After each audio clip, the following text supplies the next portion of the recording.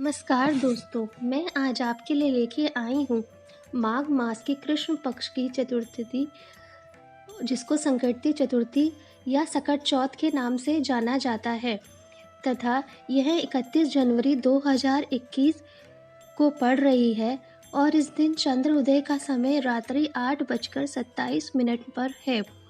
31 जनवरी 2021 से रात्रि 8:27 से यह तिथि आरंभ हो रही है तथा यह तिथि 1 फरवरी शाम 6:24 पर समाप्त हो रही है।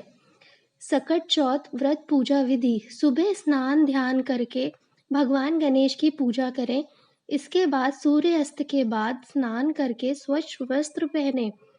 गणेश जी की मूर्ति के पास एक कलश में जल भरकर रखें।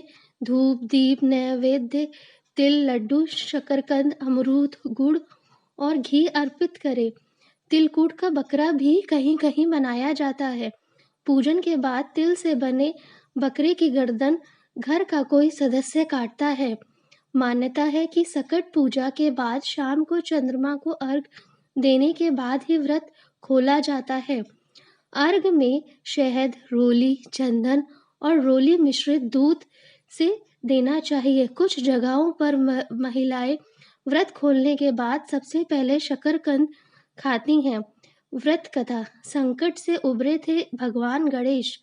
पौराणिक कथाओं के अनुसार सकट चौथ के दिन गणेश भगवान के जीवन पर आया सबसे बड़ा संकट टल गया था, इसलिए इसका नाम सकट चौथ पड़ा।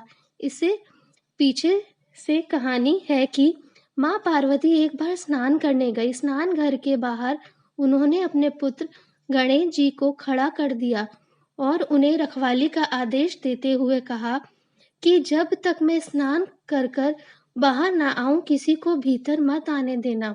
गणेश जी ने अपनी माँ की बात मानते हुए बाहर पहरा देने लगे। उसी समय भगवान शिव माता पार्वती से मिलने आए, लेकिन गणेश भगवान ने उन्हें दरवाजे पर ही कुछ देर रुकने के लिए कहा। भगवान शिव ने इस बात से बेहद आहत और अपमानित महसूस किया। गुस्से में उन्होंने गणेश भगवान पर त्रिशूल का वार किया, जिससे उनकी गर्दन दूर जा गिरी। स्नान घर से बाहर आकर माता पार्वती ने देखा कि गणेश जी की गर्दन कटी हुई थी। ये देखकर वो रोने लगी और उन्होंने शिवजी से कहा कि गणेश जी के प्राण फिर से वापस कर दें। इस पर शिवजी ने एक हाथी का सिर लेकर गणेश जी को लगा दिया। इस तरह से गणेश भगवान को दूसरा जीवन मिला। तभी से गणेश की हाथी की तरह सूंड होने लगी। तभी से महिलाएं बच्चों की सलामती के लिए माघ माह के कृष्ण पक्ष की चतुर्थी को गणेश चतुर्थी का व्रत करने लगी। इसी से जुड़ी दूसरी कथा है। किसी नगर में एक कुम्हार रहता था। एक बार जब उसने बर्तन बनाकर आवा लगाया तो आवा नहीं पका। परेशान होकर वह राजा के पास गया और बोला कि महाराज, ना जाने क्या कारण है कि आवा पक ही नहीं रहा है। राजा ने राजा पंडित को बुलाकर कारण पूछा। राज पंडित ने कहा, हर बार आवा लगाते समय एक बच्चे की बलि देने से आवा पक जाएगा। राजा का आदेश हो गया। बलि आरंभ हो गई। जिस परिवार की बारी होती वह अपने बच्चों में से एक बच्चा बलि के लिए भेज देता।